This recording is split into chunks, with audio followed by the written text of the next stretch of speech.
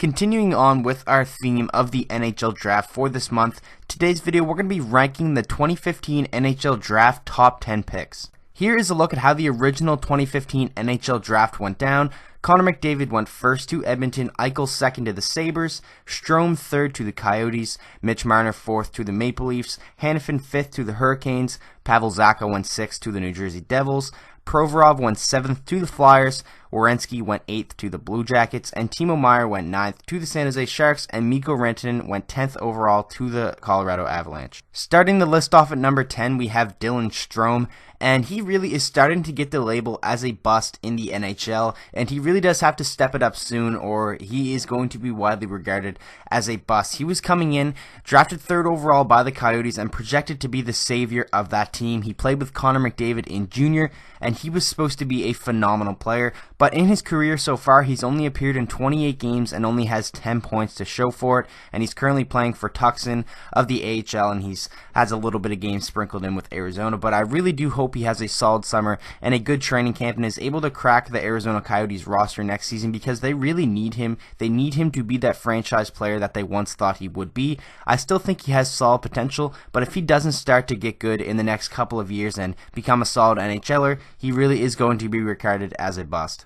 At number 9 is Timo Meier, drafted 9th overall by the Sharks from the Halifax Mooseheads. He played in 115 games so far and has 24 goals and 18 assists for 42 points. So he's been decent so far for his career for 9th overall pick. He wasn't really expected to come in and be a franchise player, so he didn't really have too high of expectations or too much pressure on him coming into a team that already had a lot of solid players. He played solid this season, and in my opinion, he really impressed me in the playoff run that the San Jose Sharks had, ultimately losing in 6 games to the Vegas Golden Knights. But I think Timo Meier was fantastic during the playoffs, and I still think he's going to be a fantastic player for the San Jose Sharks, a guy who I can see playing on their second line for a lot of the time. I don't really see him as a first line guy. He could potentially be more as a second line scorer, so that's really how I see him. He's obviously a goal scorer opposed to a playmaker as he has more goals in his career than assists, but I think he's a fantastic player and they have to be happy with how he's worked out so far with their 9th pick.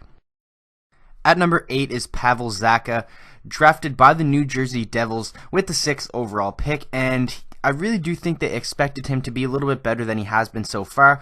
I think he's been solid, but there certainly are better players that went after him. In his career so far, he's played in 140 games and has 16 goals and 35 assists for 51 points, and I still think he does have the potential that they once seen in him when taking him 6th overall. He's been solid for them so far. He hasn't been a bust by any means. Like, he's contributed to the success of the team, and he's been a big part of the season that they had this year, but I really do think they expected a little bit more, obviously drafting him with the 6th overall pick, but obviously he is still young, still has a lot of potential and a lot of time to grow. If he potentially does slide up to that line with Taylor Hall, then I think that could only benefit him for the best, and I think we will see good things from Pavel Zacha, so I could see him maybe potentially moving up this list a couple of spots in the coming years. At number 7, I have Noah Hanifin, and you know this was an amazing draft when I have him this low. He was originally drafted 5th overall by the Carolina Hurricanes, and in 239 games played, he has 18 goals and 65 assists for 83 points. So he's been very solid so far throughout his NHL career. Nothing too special, but certainly not a bust. He's been great for them so far, and he's been the center of trade rumors for the past couple of weeks. There's a lot of rumors going around that the Vancouver Canucks are very interested in Hanifin and they want him on their team, and I think that would be a great move for the career for Noah Hanifin because the Carolina Hurricanes have so much young talent on that team that Hanifin kind of gets overshadowed. He was an all-star this year, so that's awesome for him, but I really do think if he does make the move and get traded to the Vancouver Canucks, he could be a fantastic defenseman there, as he really would be the number 1 guy. At number 6, we have Mikko Rantanen, and this is really where this list got hard. I had so much trouble deciding on where to put Rantanen. He was originally drafted 10th overall by the Avalanche, and in his career so far, he has been fantastic. 165 games, 49 goals, and 73 assists for 122 points. But in my opinion, some of those stats have been padded by playing with Nathan MacKinnon. Obviously, this past season, he had 80-plus points, and a lot of that was coming off MacKinnon, but this guy is a fantastic player. I have him this low, though, just because there are so many fantastic players in this draft, and it really was hard to choose. Depending on who you ask, I'm sure Mikko Rantanen could be even as high as 4th on this list, or maybe even 3rd. But for me, I have him at 6th, just because I think the guys ahead of him have been a little bit more important to their team so far. But Colorado has to be so happy with how Mikko Rantanen has turned out, and he's been a steal with the 10th overall draft pick. At number 5, I put Ivan Provorov. He was originally drafted 7th overall by the Philadelphia Flyers, and in his career so far, he's played in 164 games, has 23 goals and 48 assists for 71 points. He's never been injured yet so far through his career. He's played in back-to-back 82-game seasons, and in my opinion, without Provorov this year, the Philadelphia Flyers don't make the playoffs, and that really is what put him ahead of Mikko Rantanen.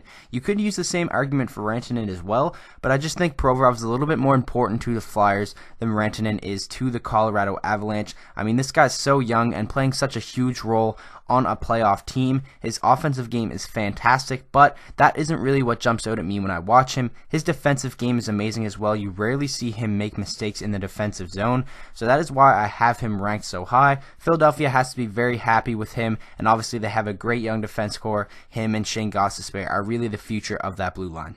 At number 4, I have Zach Werenski. He was originally drafted 8th by the Blue Jackets. He's played in 155 games so far, 27 goals, 57 assists for 84 points. He's been fantastic for the Blue Jackets so far throughout his career, and this was another one where it was kind of tough. It was him or Provorov to go 4 and 5, and I really did have a bit of a tough decision deciding between the two and who I think has been better so far, but I decided to go with Zach Werenski, and you can make the argument as well that Columbus would not be the team they are today without him. Obviously, he has another fantastic defense partner in Seth Jones, like Provorov does with Gostisbehere, but these two young defensemen are fantastic. They really are, in my opinion, kind of tied for this spot, but I just decided to give Werenski the slight edge. Obviously, he's put up more points so far. You could argue that Zach Werenski is the better offensive defenseman and that Provorov is the better two-way guy, but both of these guys are fantastic, and Columbus really has to be happy with how he's turned out drafting him with the 8th pick. At 3, I have Mitch Marner of the Toronto Maple Leafs. He was originally taken 4th overall, getting drafted from the London Knights. So far in his career, he has 130 points in 159 games, and he arguably has been the MVP for the Toronto Maple Leafs the past couple of seasons besides Austin Matthews. And in this playoff run against the Boston Bruins that the Leafs had, I think Mitch Marner was their best player, and I've seen some great things from him, and he's turned into a fantastic player to complement Austin Matthews on this team. And some people would argue that he's had a better career so far than Jack Eichel, but I really just couldn't fathom putting Mitch Marner ahead of Jack Eichel. So I think 3rd is where Mitch Marner belongs. Obviously, the Leafs have to be so happy with the draft pick of him and how he's turned out so far, and I think he has the potential to be one of the best players in the NHL. At number 2, I have Jack Eichel, originally taken 2nd overall by the Sabres. 209 games played, 73 goals, 104 assists for 177 points for Eichel so far. But his career has kind of been derailed, and we haven't seen his full potential just yet because he's had injuries here and there. Nothing serious really ever, but just stuff that's been keeping him out maybe like 10 to 15 games and stuff, and that really does put a damper on your point totals and really does affect your team's chance of winning because he is the best player on this team. In my opinion, he's a guy who can be one of the best and like top 5 players in the NHL when he can just stay healthy. I'm really hoping next season he has a healthy year and ultimately has the best season of his career, because I think he's a guy that can put up around 90 to 95 or maybe even 100 points. That's how good I think he is, and if Buffalo just continues to add young talent around him, I really do think the Sabres are going to be a scary team in the near future. And at number 1, I'm sure everyone could have guessed, Connor McDavid, taken 1st overall by the Oilers. 209 games played, 87 goals, 169 assists for 256 points so far in his career, well over a point per game. If he didn't have that injury in his rookie season, that point total would just be up even more, maybe even around 300. So Connor McDavid is the best offensive player in the NHL, and he's going to be a generational talent for many more years. This guy is going to break records. He's going to put up amazing numbers, and there's no one really in this draft that comes close to the skill level and to the point production of Connor McDavid. He means everything to the Edmonton Oilers. He's a guy that has put up back-to-back 100-point seasons. He carried them to the playoffs last year. Obviously, the team in general had a pretty rough season this year, but I think they're going to bounce back, and Connor McDavid is always going to get and give you that solid point production, but you just have to put the guys around him to make the team a playoff contender. So Connor McDavid, one of, if not the best players in the NHL today, definitely the best offensive guy. You could argue if he is the best overall player, but that's to be seen, and he really is a guy that is leading this next generation of young talent, and he really is the head runner for that, and he's just been fantastic for the Oilers so far. So here is a look at how the redraft would go if it were me. Connor McDavid staying the same, Eichel staying the same, Mitch Marner jumping up one spot to the Coyotes, and the Maple Leafs would be missing him, but the Maple Leafs would be getting Zach Werenski, who arguably is what they need right now as a fantastic defenseman, so they probably wouldn't be complaining too much over that. Provorov would go to the Carolina Hurricanes, Mikko Rantanen to the Devils, Noah Hanifin to the Flyers, Pavel Zacha to the Columbus Blue Jackets, Timo Meier to the San Jose Sharks, and Dylan Strome would have went to the Colorado Avalanche. So it's interesting to see. These videos are really fun to make because it shows you what could have happened if people knew how the players were going to turn out before the draft. So it really is fun to speculate, and this is how it would look if it were me redrafting the 2015 NHL Draft. So that is going to wrap up the video. I really hope everybody did enjoy. You guys have really been seeming to like these videos, and I'm kind of sticking with the draft style theme for this month up until the NHL draft, and obviously it's going to be very fun making videos after we know who goes where. So I hope you guys enjoyed the video. If you did, please make sure to drop a like on it and subscribe for daily NHL content, and I'll see you guys in the next video.